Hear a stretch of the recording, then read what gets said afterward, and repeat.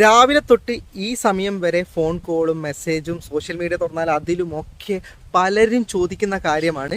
ഇപ്പോൾ NPCI പുതിയ rule കൊണ്ടുവന്നിട്ടുണ്ടല്ലോ. നമുക്കിപ്പോൾ ഗൂഗിൾ പേയിലൂടെയും ഫോൺ പേയിലൂടെയൊക്കെ പണമിടപാട് നടത്തുമ്പോൾ അറ്റും സ്റ്റാറും കോമയൊക്കെ ഉണ്ടെങ്കിൽ നമുക്ക് ഇനി മുതൽ ഫെബ്രുവരി 1 മുതൽ നമുക്ക് പേയ്മെൻറ്റ് നടത്താൻ സാധിക്കില്ല.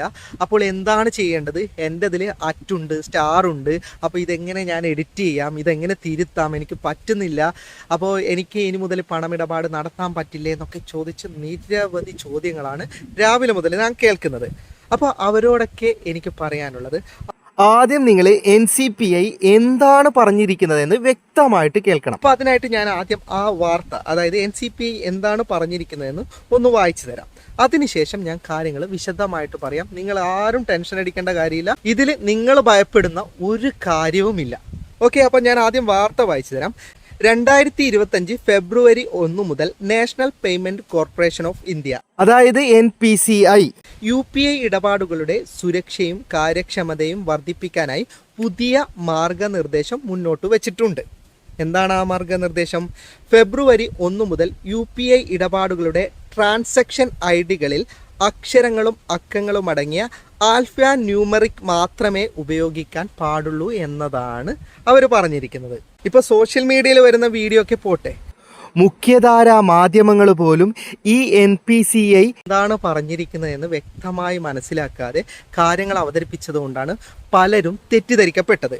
NPCI ഇവിടെ പറഞ്ഞിരിക്കുന്നത് ട്രാൻസാക്ഷൻ ഐഡികളെ കുറിച്ചിട്ടാണ്, അല്ലാതെ UPI ഐഡിയെ കുറിച്ചിട്ടല്ല.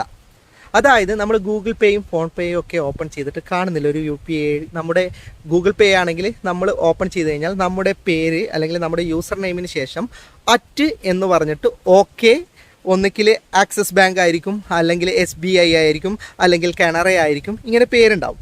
അപ്പോഴതിൽ ഈ അറ്റാണ് ആൾക്കാർ ഭയപ്പെടുന്നത്. കാരണം അറ്റെന്ന് പറയുന്നതുണ്ട്, പ്രത്യേകം വാർത്തയിൽ പറഞ്ഞിട്ടുണ്ട്, ഇതുപോലെ അറ്റ്, കോമ, ഹാഷ്, കുത്ത്, കോമകളും ഒന്നും പാടില്ല, വെറും ആൽഫാബറ്റിക് അല്ലെങ്കിൽ നമ്പർ ആയിരിക്കണം.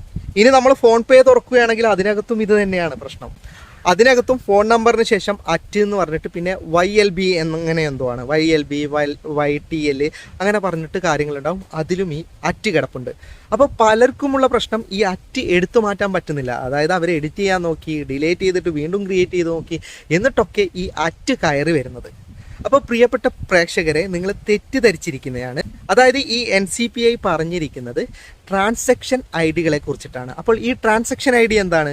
നമ്മൾ ഗൂഗിൾ പേയിലൂടെയും ഫോൺ പേയിലൂടെയൊക്കെ ഒരു പേയ്മെൻറ്റ് നടത്തൂല. ഇപ്പം ഞാനൊരു കടയിൽ പോയിട്ട് സ്കാൻ ചെയ്തിട്ട് പേയ്മെൻറ്റ് നടത്തുന്നത്, ആ പേയ്മെൻറ്റ് നടത്തുമ്പോൾ ആ ട്രാൻസാക്ഷന് ഒരു ID നമ്പർ ഉണ്ടാവും. ആ നമ്പറിൽ ഒരിക്കലും ഇതുപോലെ കുത്തും കോമയും അറ്റും സ്റ്റാറും ഒന്നും ഉണ്ടാകാൻ പാടില്ല. ഇനി നമ്പറും ആൽഫാബറ്റും മാത്രമേ ഉണ്ടാകാൻ പാടുള്ളൂ. അതിൽ ഇതുപോലെ കുത്തും കോമയോ ഹാഷോ സ്റ്റാറോ ഒക്കെ കടന്നു വന്നിട്ടുണ്ടെങ്കിൽ ആ ട്രാൻസാക്ഷൻ ഫെയിലാവും. എന്തിനാണ് ഈ ട്രാൻസാക്ഷൻ ID എന്നറിയുമോ? നമ്മൾ പേയ്മെൻറ്റ് നടത്തിയത് തിരിച്ചറിയാൻ വേണ്ടിയിട്ടാണ്. ഇനി നാളെ എന്തെങ്കിലും ഒരു UPI ട്രാൻസാക്ഷൻ നടത്തിയിട്ട് നമുക്ക് എന്തെങ്കിലും പ്രശ്നം ഉണ്ടെങ്കിൽ നമുക്ക് കംപ്ലൈൻറ്റ് ചെയ്യാനും, നമ്മൾ കംപ്ലൈൻറ്റ് ചെയ്തത് ഏത് ട്രാൻസാക്ഷൻ ആണെന്ന് തിരിച്ചറിയാനും ഒക്കെയാണ് ഈ ട്രാൻസാക്ഷൻ ID ഉപയോഗിക്കുന്നത്. അപ്പോൾ ഈ ട്രാൻസാക്ഷൻ ID നമ്മളല്ല ക്രിയേറ്റ് ചെയ്യുന്നത്. നമ്മൾ ഉപയോഗിക്കുന്ന UPI സേവനദാതാക്കളുണ്ടല്ലോ, ഗൂഗിൾ പേ, ഫോൺ പേ പോലെയുള്ളവ, അവയൊക്കെ നമ്മളൊരു ട്രാൻസാക്ഷൻ നടത്തുമ്പോൾ ഓട്ടോമാറ്റിക്കലി ആയിട്ട് ജനറേറ്റ് ചെയ്യുന്ന ഒരു കാര്യമാണ് ട്രാൻസാക്ഷൻ ID. അപ്പോൾ ഇത് നമ്മളോടല്ല പറഞ്ഞിട്ടുള്ളത്. അതായത് അതിൽ ഇനി മുതൽ ഈ അറ്റും കോമയൊന്നും ഉണ്ടാക്കാൻ പാടില്ല എന്ന് പറഞ്ഞിരിക്കുന്നത് ഇത്തരം UPI സേവനദാതാക്കളോടാണ്, അല്ലാതെ നമ്മളോടല്ല പറഞ്ഞിരിക്കുന്നത്. ഓക്കെ, അപ്പോൾ NPCIയുടെ ആ നിർദ്ദേശപ്രകാരം ഇപ്പോൾ ഗൂഗിൾ പേ, ഫോൺ പേ, Paytm ഒക്കെ അതനുസരിച്ചിട്ട് ഇത്തരം നമ്മളിപ്പോൾ ഒരു പേയ്മെൻറ്റ് നടത്തുമ്പോൾ ഇത്തരം ട്രാൻസാക്ഷൻ IDയിൽ ഇനി ഹാഷും കോമയും അറ്റുമൊന്നും അവർ വരുത്തുന്നതല്ല. പിന്നെ പ്രത്യേക കാര്യം പറയാനുള്ളത്, നമ്മളിപ്പോൾ ഗൂഗിൾ പേയും ഫോൺ പേയും ഒക്കെ തുറന്നു കഴിഞ്ഞാൽ നമ്മുടെ UPI ID ഉണ്ടല്ലോ, ഈ UPI IDയിൽ നമുക്ക് യാതൊരു തരത്തിലുള്ള മാറ്റവും വരുത്താൻ പറ്റില്ല. നമ്മളിനി സെറ്റിങ്സിൽ പോയിട്ട് നമുക്ക് ഈ UPI ID വേണമെങ്കിൽ മാറ്റുമ്പോഴും നമുക്ക് അവർ 4-5 ബാങ്കിൻ്റെ ഓപ്ഷനാണ് തരാം. 4-5 ബാങ്കിൻ്റെ ഓപ്ഷൻ എന്നല്ല, അത് ഇപ്പോൾ ഗൂഗിൾ പേ ആണെങ്കിൽ ഇതുപോലെ 4-5 ബാങ്കിൻ്റെ ഓപ്ഷൻ തരും. അതായത് ഈ അറ്റിന് ശേഷം നിങ്ങൾക്ക് വേണമെങ്കിൽ ഓക്കെ കഴിഞ്ഞിട്ട് SBI, കാനറ, എന്ത് വേണമെങ്കിലും നിങ്ങൾക്ക് നിങ്ങളുടെ UPI മാറ്റം വരുത്താമെന്നല്ലാതെ അതിലെ അറ്റെടുത്ത് കളയാനോ നിങ്ങൾക്ക് അത് എഡിറ്റ് ചെയ്യാനോ സാധിക്കുന്നതല്ല. നിങ്ങൾ ഒരു ഗൂഗിൾ പേ അല്ലെങ്കിൽ ഫോൺ പേ അക്കൗണ്ട് ക്രിയേറ്റ് ചെയ്യുമ്പോൾ തന്നെ ഒന്നുകിൽ നിങ്ങളുടെ ഫോൺ നമ്പറിൽ അല്ലെങ്കിൽ നിങ്ങളുടെ ഇമെയിൽ ID റിലേറ്റഡ് ആയിട്ട് തന്നെ നിങ്ങൾക്ക് യൂസർ നെയിം ലഭിക്കുന്നതാണ്. അപ്പോൾ അത് നിങ്ങൾ മാറ്റേണ്ട ആവശ്യമില്ല. അതുപോലെ തന്നെ നിങ്ങൾ എന്താണ് ചെയ്യേണ്ടതെന്നറിയാമോ? നിങ്ങൾ ഒന്നും ചെയ്യാതിരിക്കുക. സാധാരണ UPI പേയ്മെൻറ്റ് നടത്തുന്ന പോലെ കടയിൽ പോയിട്ട് നിങ്ങൾക്ക് പേയ്മെൻറ്റും കാര്യങ്ങളൊക്കെ നടത്താൻ സാധിക്കുന്നതാണ്. ഒരു തടസ്സവും ഇനി ഉണ്ടാവില്ല. ഇനി ഉണ്ടായാൽ തന്നെ അല്ലാത്ത നമ്മളിപ്പോൾ 100 രൂപയ്ക്കൊക്കെ പേയ്മെൻറ്റ് കൊടുത്തു കഴിഞ്ഞാൽ 3 രൂപയും 4 രൂപയൊക്കെ ക്യാഷ് ബാക്ക് കിട്ടുമെന്ന് പറഞ്ഞിട്ട് ഒരുപാട് ആൾക്കാർ പല UPI പേയ്മെൻറ്റ് ആപ്ലിക്കേഷനും ഇൻസ്റ്റാൾ ചെയ്യുന്നുണ്ട്. RBI പോലും അംഗീകരിക്കാത്ത ആപ്ലിക്കേഷനാണ് ഓരോരാൾ പരിചയപ്പെടുത്തിയിട്ട് മറ്റുള്ളവർ ഇൻസ്റ്റാൾ ചെയ്യുന്നത്. അപ്പോൾ അങ്ങനത്തെ പേയ്മെൻറ്റ് ആപ്ലിക്കേഷന് ഇത്തരം റൂളുകൾ പാലിക്കണമെന്നില്ല. അപ്പോൾ അത്തരം ആപ്ലിക്കേഷൻ ഉപയോഗിച്ച് നിങ്ങൾ എവിടെയെങ്കിലും പേയ്മെൻറ്റ് നടത്തുന്ന സമയത്ത് നിങ്ങൾക്ക് ബുദ്ധിമുട്ടുണ്ടാകും.